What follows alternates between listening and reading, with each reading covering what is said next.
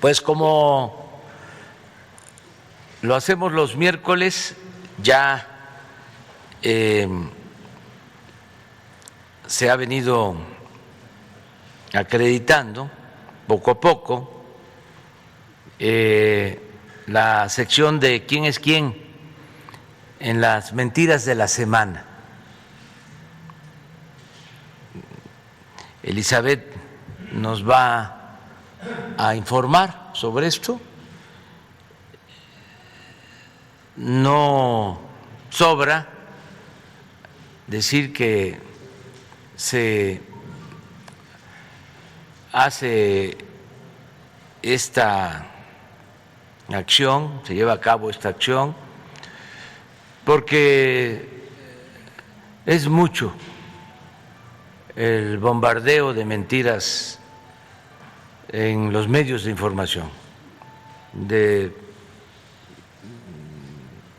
muchas noticias falsas, y es público y notorio que la mayoría de los medios de información están en una abierta campaña en contra de nosotros,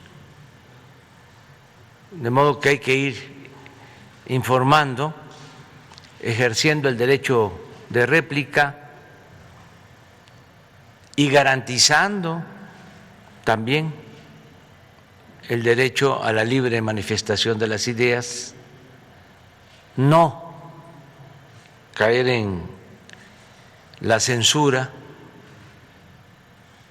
en la mordaza, sino que haya libertades para todos. Los medios pueden ejercer todas sus libertades, todas. Prohibido prohibir. Nada más que pues tenemos nosotros que informar para que no cunda la desinformación, las noticias tendenciosas, de quienes están molestos con nosotros porque recibían prebendas de los gobiernos neoliberales, vivían del erario, a costillas del erario, y ahora que ya no reciben subvención, se molestaron mucho. Y no solo es porque ya no tienen la publicidad que se les daba en demasía, estamos hablando de 10,000 millones de pesos al año en publicidad durante el pasado gobierno, 10,000 millones de pesos. Pero no solo era eso, sino que todos los medios más importantes tenían contratos de otro tipo en el gobierno, en donde se obtenían jugosas ganancias, vendían medicinas, se dedicaban a construir carreteras, hospitales, administraban reclusorios, obtenían créditos de la banca de desarrollo, exprimían el presupuesto. Y ahora todo eso se destina a atender a la gente, al pueblo y en especial a los más pobres. Todo eso es lo que nos permite financiar pensiones para adultos mayores, pensiones para niñas, niños con discapacidad, becas. Eso es lo que nos permite enfrentar crisis como la pandemia, el tener dinero suficiente para comprar vacunas y que la vacuna se pueda aplicar a todos de manera universal, en forma gratuita. Entonces, pues el coraje de estos señores es por esa razón. Y entonces yo le preguntaría a los mexicanos, ¿volvemos a lo de antes? ¿Les damos dinero del presupuesto? ¿O mejor seguimos como lo estamos haciendo, entregando eso que se les daba antes a los medios y a las grandes empresas de información convencional, en vez de entregarles todo ese dinero? Mejor se sigue usando para apoyar a la gente, a los que lo necesitan. Y aguantamos la andanada de ataques. Entonces yo ya decidí aguantar y yo creo que la gente va también a optar porque ya no se les dé privilegios a medios de información. Y para que no hagan mella, como hasta ahora, que no ha pasado a más, a mayores, lo que ayuda mucho es el respaldo, el apoyo de los ciudadanos. Y el que no se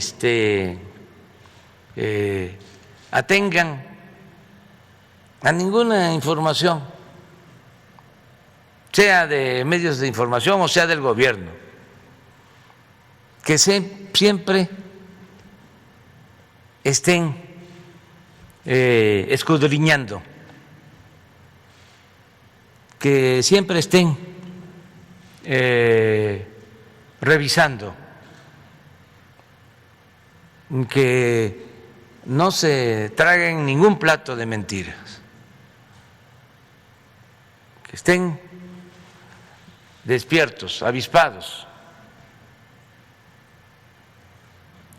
que sepan cómo leer el periódico, cómo escuchar la radio, cómo ver la televisión, cómo ver el internet, las noticias de las redes, que sepan qué puede ser una información falsa, que se verifique lo que aparece en las redes, que vayan también conociendo todo lo que es el mundo de la manipulación en las redes, los robots, cómo operan, cómo hay estrategas que manejan las redes sociales, no solo en México, en el mundo. Todo esto que acaba de pasar con relación a Cuba, todo este despliegue de información bien inducido, nada espontáneo. Entonces, tenemos mucho que aprender y además algo que es fundamental, el que todos ayudemos a informar a los jóvenes, porque están muy indefensos. Ahora, con el encierro por la pandemia, estuvieron muy expuestos a contenidos tóxicos, y es la formación de las nuevas generaciones. Y tenemos que plantearnos entre todos el qué hacer, porque sin duda hay toda una campaña tendenciosa de enajenar a la juventud.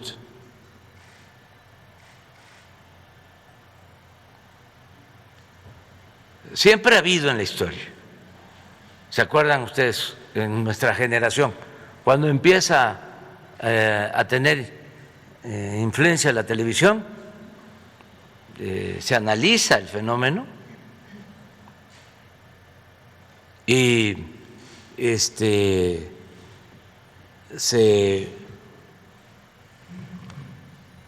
genera un debate interesante sobre el papel de los medios electrónicos, el control masivo de los medios, de cómo se manipula, se influye,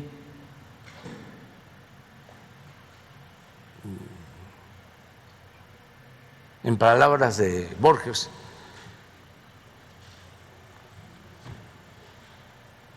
se idiotiza.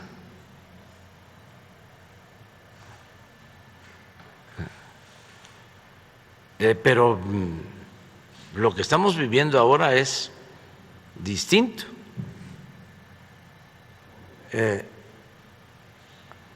Ahora es más intenso, mucho más intenso para los jóvenes que lo que nosotros padecimos o enfrentamos.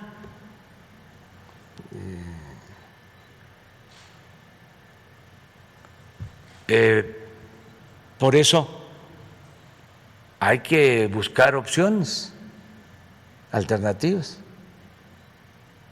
Todos lo vemos en nuestras casas, con nuestros hijos o nietos. Y esto es muy importante, o sea, el protegerlos ante la manipulación, sin autoritarismos, porque no es nada más decir está mal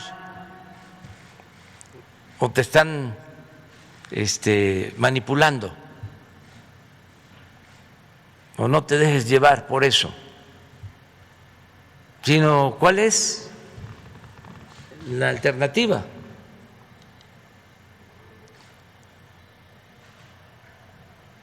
¿Cuál es el modelo a seguir? ¿Cómo se informa? Claro, es muy importante el fortalecer los valores,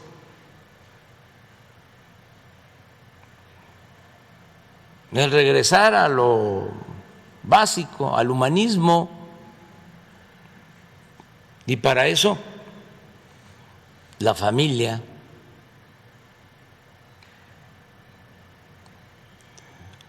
y reforzar esos valores que se tienen, porque hay una gran reserva de valores en las familias mexicanas,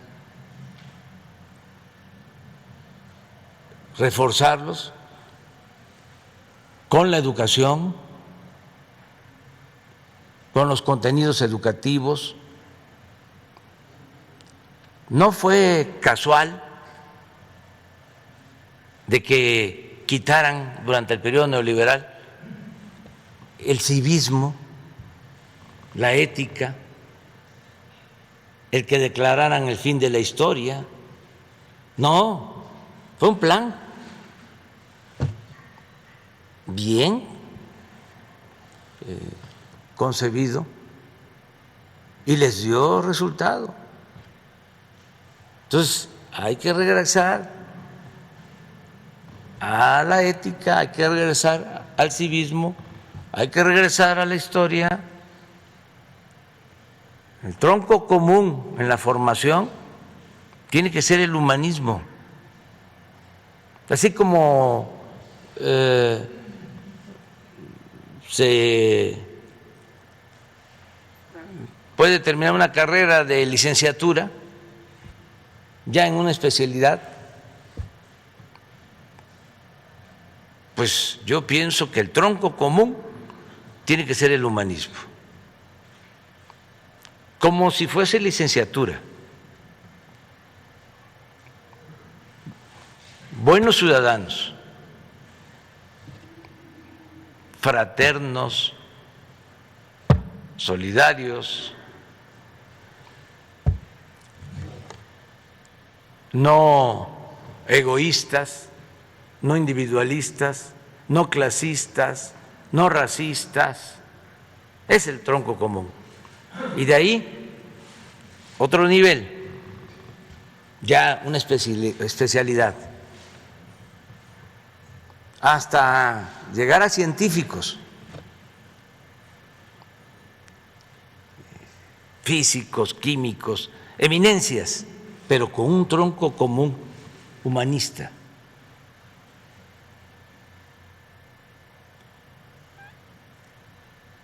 Y en esto también apoyarnos mucho con los medios de información, los que quieran contribuir, porque no todos los medios están entregados por entero a la mentira y al mercantilismo. Sí hay en medios de información excepciones honrosas, donde el medio de información convencional sí está pensando en el pueblo, no está pensando solo en los intereses creados o en su conveniencia como empresa. Sí piensan en los ciudadanos. Y lo otro es apoyarnos también mucho en las redes sociales, no abandonar ese terreno, ese campo de las redes sociales. De ahí hay que estar informando y informando. Y en las conferencias, ni en los discursos en las plazas públicas, y en todos lados, moralizar, purificar la vida pública, humanizarnos cada vez más, porque eso nos va a ayudar mucho. Eso es lo que permite vivir en una sociedad mejor, empezando por el círculo más cercano a nosotros, la familia. Trabajar en eso. Cuando se elaboró la guía ética para la transformación, se pidió que los adultos mayores de manera voluntaria pudieran comentar la guía con sus nietos, crear un círculo de estudio, de análisis, de reflexión sobre la guía ética para la transformación y reafirmar valores morales, culturales, espirituales, porque fue tremendo lo que sucedió durante el periodo neoliberal. Apostaron a destruir valores, a que todo fuese materialismo, que todo fuese el dinero. Y fíjense, diseñaron un modelo mundial para fraccionar las necesidades, demandas del pueblo.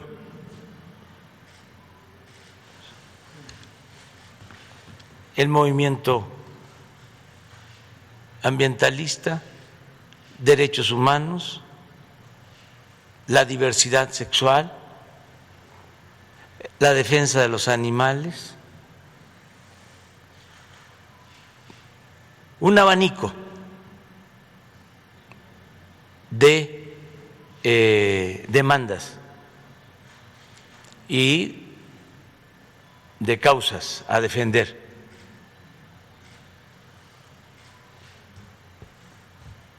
Y nos llevaron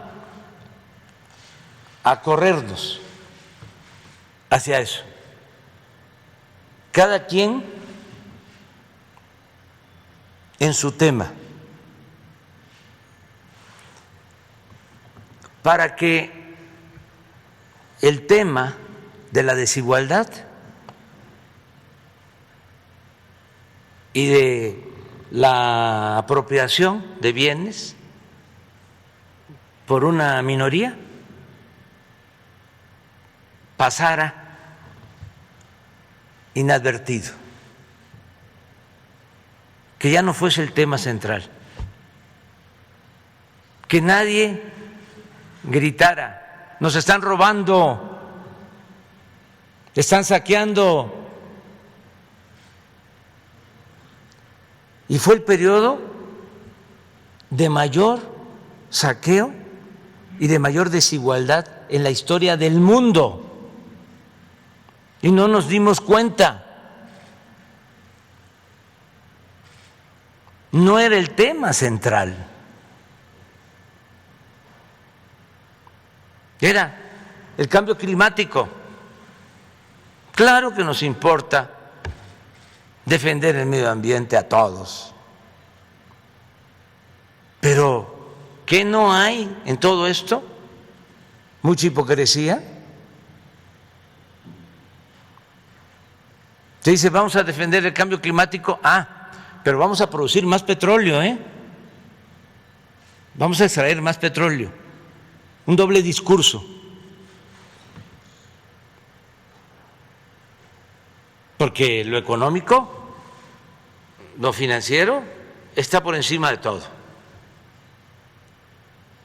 aun cuando demagógicamente estemos hablando del cambio climático. Aquí en nuestro país, durante todo el periodo neoliberal, ni siquiera se usaba la palabra corrupción en los discursos, ni en los medios. No se trataba el tema, ni en la academia. No hay libros sobre la corrupción que imperó en el periodo neoliberal. Y fue lo que destruyó todo, fue lo que llevó a la crisis de México. Y nosotros estamos volteando a ver otro lado. Por eso ahora están tan enojados, porque estamos hablando de lo que consideramos el principal problema de México, la corrupción. No quisieran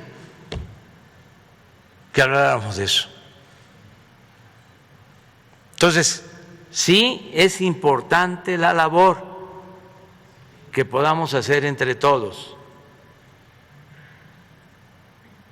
para seguir creando conciencia, que siga adelante la revolución de las conciencias y tener mucho cuidado, mucha atención con los jóvenes para el futuro.